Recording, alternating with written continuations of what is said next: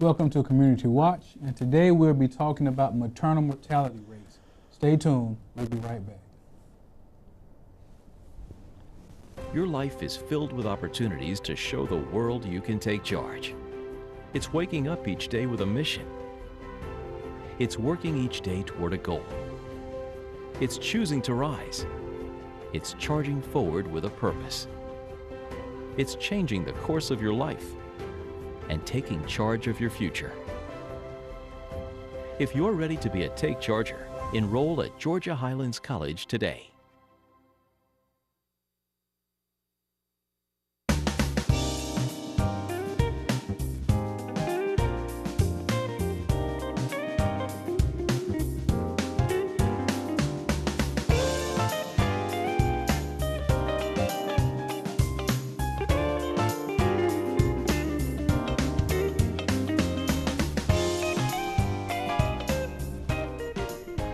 Welcome to Community Watch.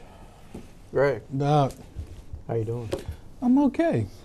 You know, we really in the process of doing the candidate interview shows that we did for the recent election, we found out a lot of information about where Georgia stands in some crucial health care categories. And it's not good news. It's pretty grim news. Yes, it was. And like so many other things, I was not aware that things were so dire. Well, that was shocking. It was shocking. That was very shocking. We found out that Georgia is highest in the country in maternal mortality rates and nearly the highest in infant mortality rates.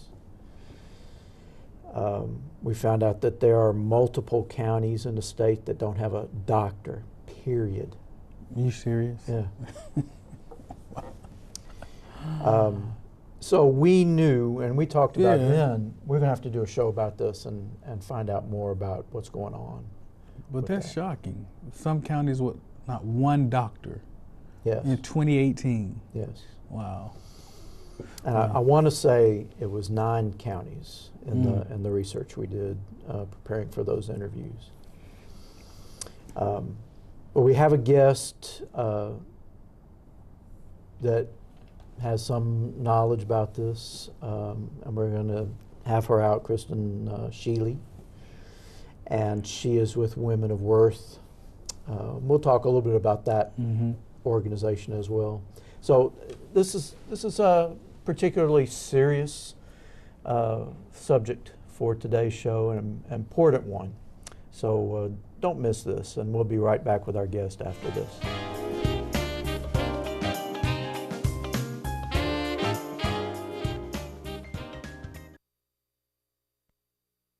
Open road, here comes the Heffley family. Whether it's a short trip or a long haul, Estimated time 47 hours. they will beg, You're hungry? I'm happy to provide. they will plead. Deep fried butter on a stick.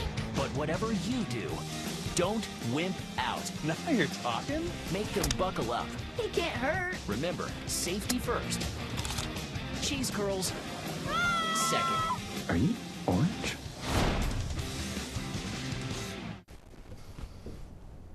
Welcome back to Community Watch. We're happy to have with us today Kristen Schiele of Women of Worth. Welcome. Thanks for having me. Now you are the medical office manager, but your full title is much longer than that. Medical office manager, volunteer coordinator, grant writer, advocate, et cetera, et cetera, et cetera. Janitor, whatever, gardener. Non-profit. Yeah. Well, for folks that don't know, what is Women of Worth? So Women of Worth is a nonprofit health clinic. This is actually our 10-year anniversary.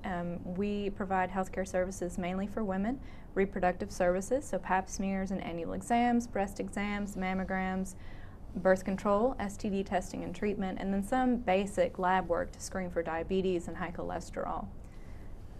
That's, I mean, you said that quickly, but that's a lot. It's a lot of services. Our program focuses on family planning and women's health, so preventing cervical cancer, helping couples and women decide when and how often to have babies or how far along they want to space their pregnancies, and making sure that they're healthy for a pregnancy before they become pregnant. So we do a lot of pre-pregnancy counseling as well. And that, is it walk-in? Right now we're having to make appointments because we almost have 4,000 people under our care. So we're really busy, so it's best to make an appointment about 2 weeks in advance now, because we're only open Thursdays and Fridays and then one Saturday a month. But we do see walk-ins for things like a quick STD visit, or if somebody thinks she's got a urinary tract infection or needs to pick up a prescription, we do still see walk-ins. We see about 30 people or to 45 a week with just one nurse practitioner in those 2 or 3 days. Wow. And I know, or it used to be located on Dean Avenue, still? Still in the same spot, 1513, and it's right next to State Farm Insurance Agency. So y'all do such important work. What do you need? Volunteers or just cash? Yeah, cash, a lot of money, pennies, whatever, we'll take it anyway. Most of our funding either comes from Medicaid reimbursement. Patients do pay a fee if they're able to pay a fee, and then we've got one federal grant that covers a little bit of our services, and the rest comes from community donations and fundraisers. But we can use any kind of volunteer help if somebody wants to come answer the phones, because I've been answering the phones in between doing vital signs and getting it's a little bit hectic. So we can definitely use volunteer help as well as any financial help. Well, near the end of the show, we will give folks a means of contacting you. Sure. In case they have some cash that they don't know what to do with. Yeah. You can help them with that. Yeah, so. we can make use of it. Well, I was glad to connect with you about this, because we were not sure who we could find that could talk about this, but I imagine Women of Worth deals with these issues a great deal. Right. So our nurse practitioner, Marilyn Ringstaff, who started the clinic, she's kept, we haven't kept up with it to this date, but she's kept a long list of statistics about health indicators and healthcare access in Georgia. So she's been monitoring maternal and infant mortality rates for a long time. And I just was looking at the AJC, an article they put out September 28th about maternal mortality rates. Amnesty International declared a maternal health crisis 8 years ago. It's been 8 years, and the rate in Georgia then was 20.5 women out of 100,000 live births who died between 6 months before pregnancy or 6 months before delivery and 6 months after delivery. So it's a 1-year time period. Since then, it's gotten worse. 37.2% out of 100,000, or sorry, 37.2 women out of 100,000 live births have died. Wait a minute. Let's make, what is maternal mortality? Okay, so the definition is the death of a woman within 1 year of the end of a pregnancy, which also includes the months that she's pregnant, from any cause related to or aggravated by pregnancy. So pretty much it's when the mother dies due to some type of complication from the birth. Right. Can also happen after delivery, after birth, either from health complications or other. Georgia State University, actually it was Georgia Regents University, did a study a few years ago that indicated that deaths from intimate partner violence, gun violence, was something that was raising our rates of maternal mortality, of women being murdered shortly after giving birth. So it includes domestic violence issues. Yeah. Well, that's interesting. So it's not only a health-related, medical-related issue. Right. Now, it's interesting to me that some of your information comes from Amnesty International, which I think of as dealing with countries around the world primarily, and not so much us, United States. How are, or do you have a sense from that how we're doing on a worldwide basis? So, and this is according to, I think, Georgia Health E-News, an article that Mira Nakvi wrote in 2016. And the United States is one of only 8 countries where maternal deaths are rising. 8 countries in the world. Right, in the world. So none of the other countries in the world have rising rates of maternal mortality. They've all stayed the same or fallen.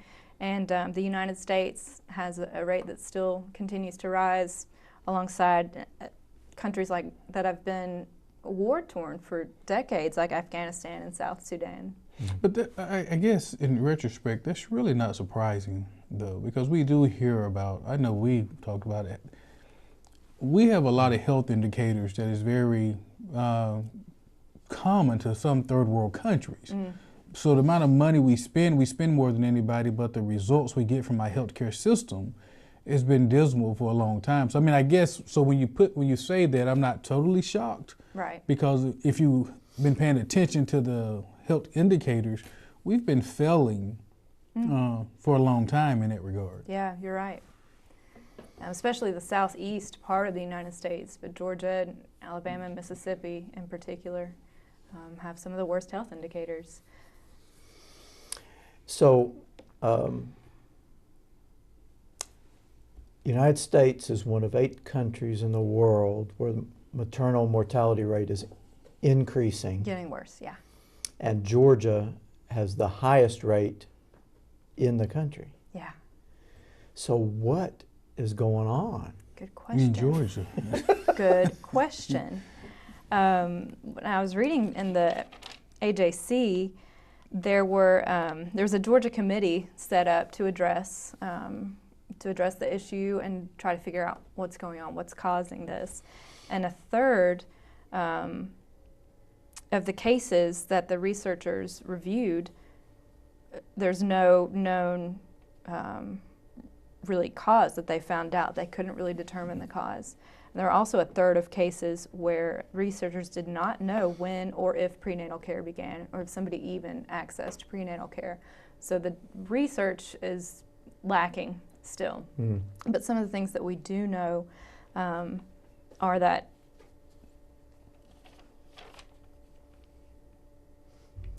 maternal mortality is caused by things, health indicators like high blood pressure during pregnancy, gestational diabetes, hemorrhaging during giving birth, and a lot of these health issues are related to poverty and access to health care to begin with.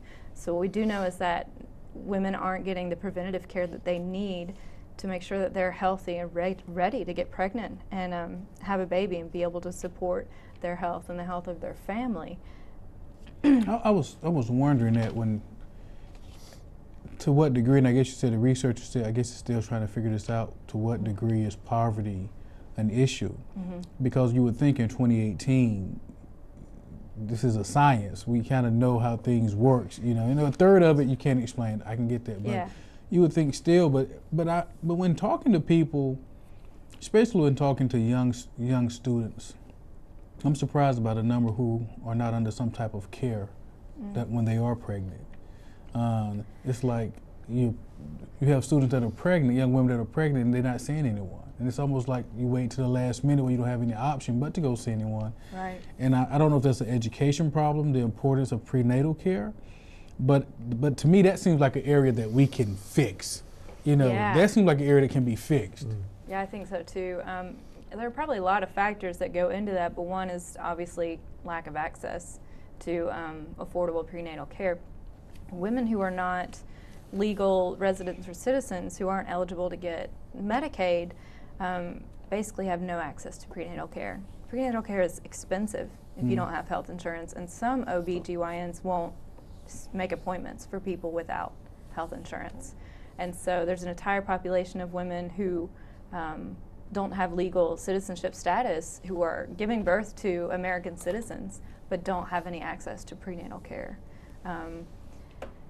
We had recently two 15-year-olds, their mothers both came in to Women of Worth and had explained in 2 different cases that both of the daughters revealed that they were pregnant at 8 months, and neither of them had had prenatal care. And of course, being a teenager or a young person, it creates a high-risk pregnancy situation because they haven't fully developed yet and just aren't ready to have a child at that age. Well, we've got to take a quick break. We have a lot more discussion to come, so don't go away. We'll be back with Kristen Schiele from Women of Worth right after this.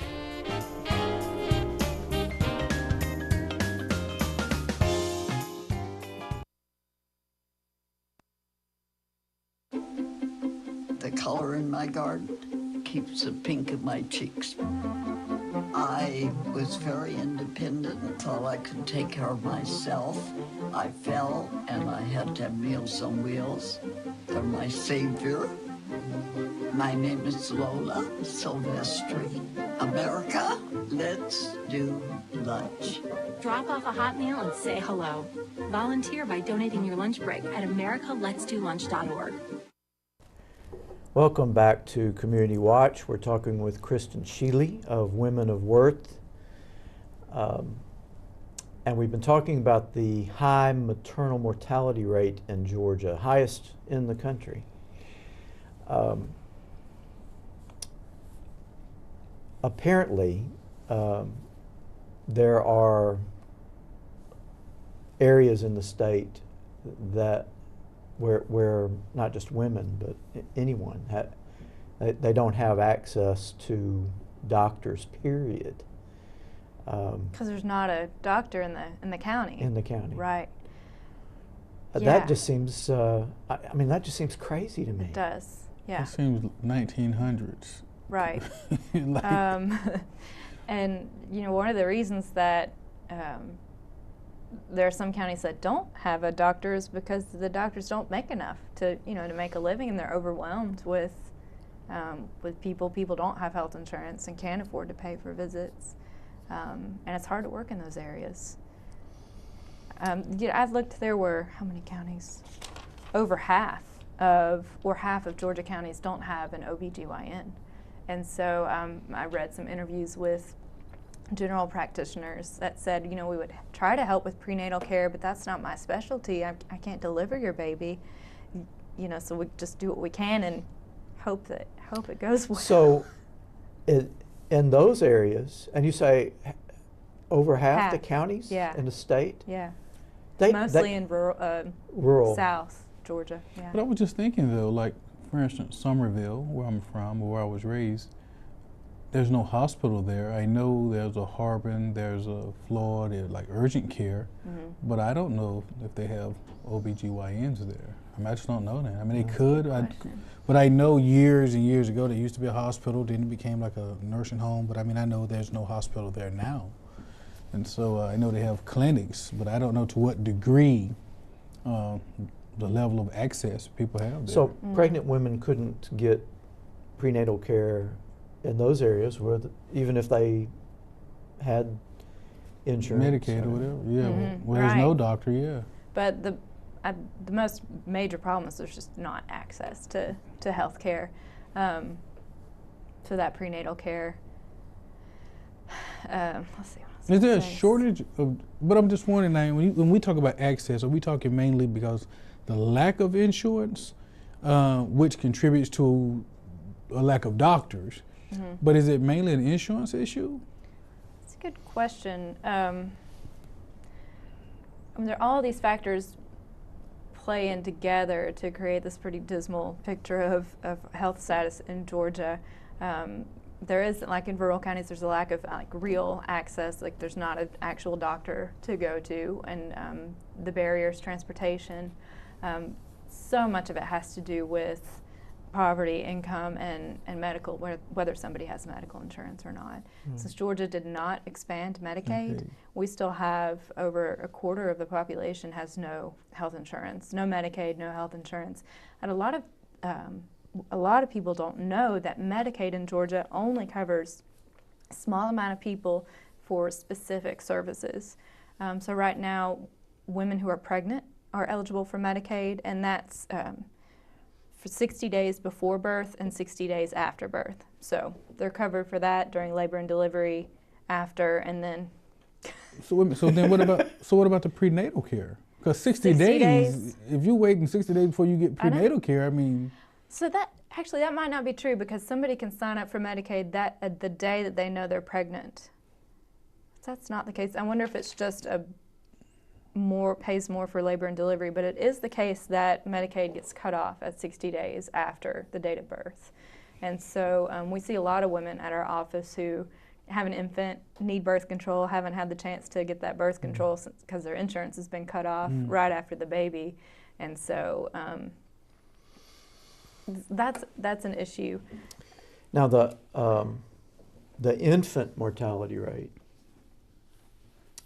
is also quite high in Georgia. We're not the highest in the country, but we're pretty close. I think there were 4 states higher than us. And I'm assuming that some of the same issues cause that as well. Yeah, you're exactly right. Because if a mother's not healthy before or when she's pregnant, there's less of a chance for the pregnancy to be viable or the infant to be healthy.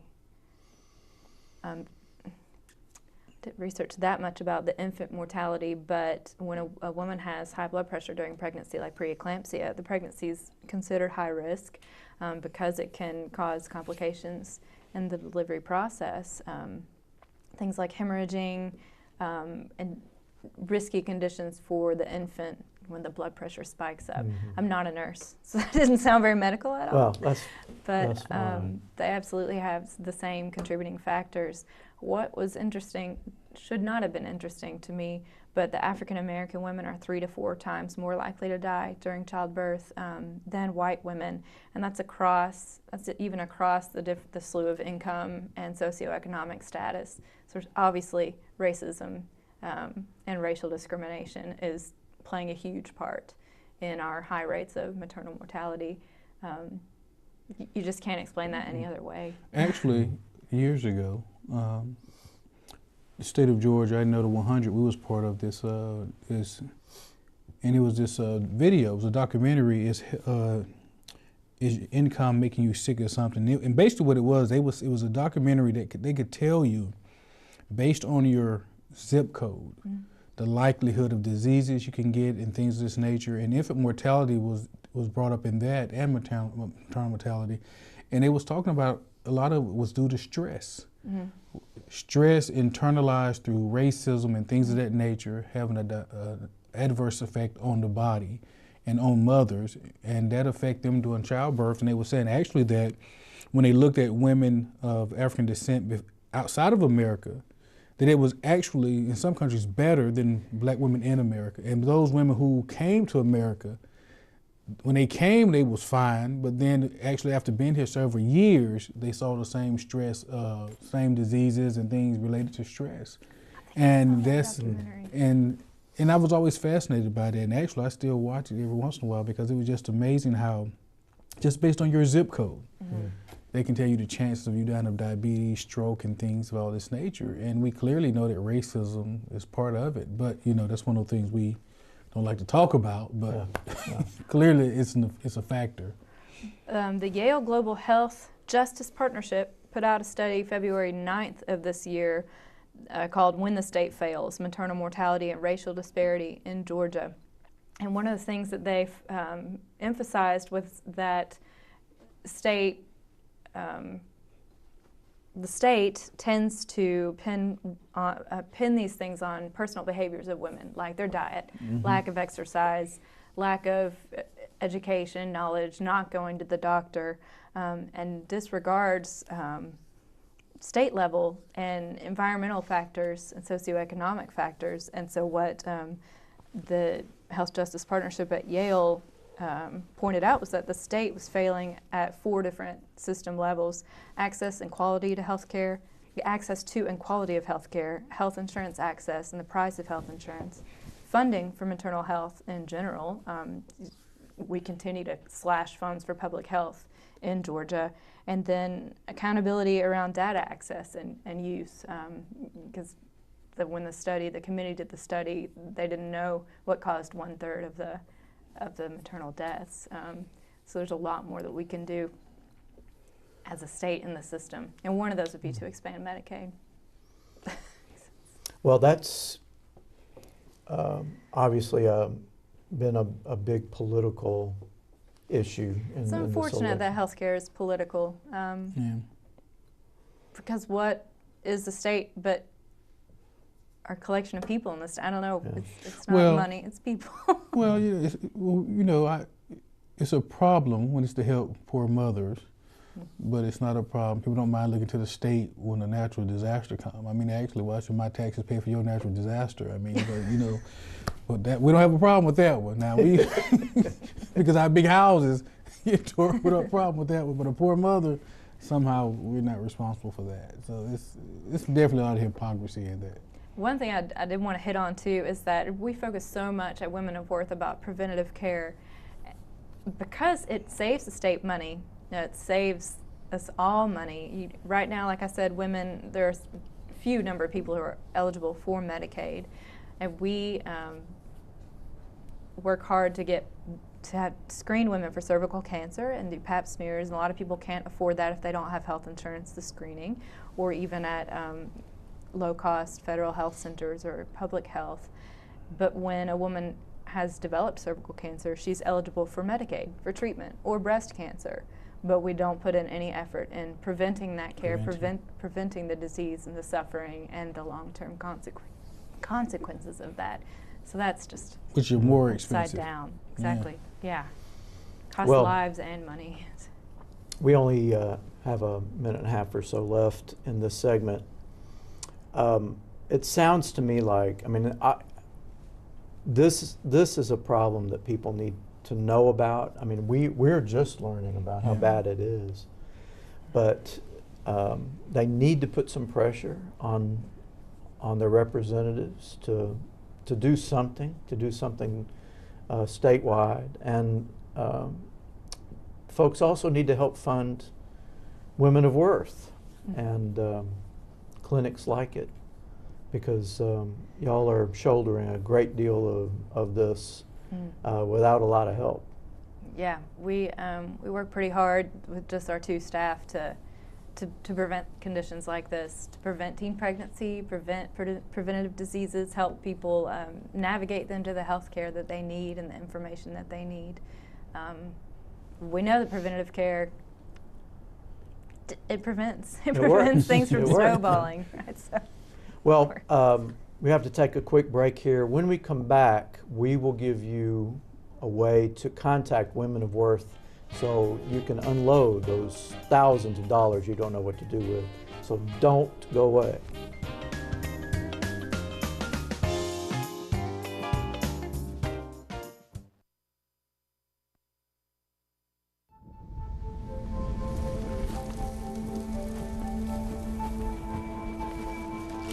Eva Marie smoked 12,000 packs of cigarettes over 15 years.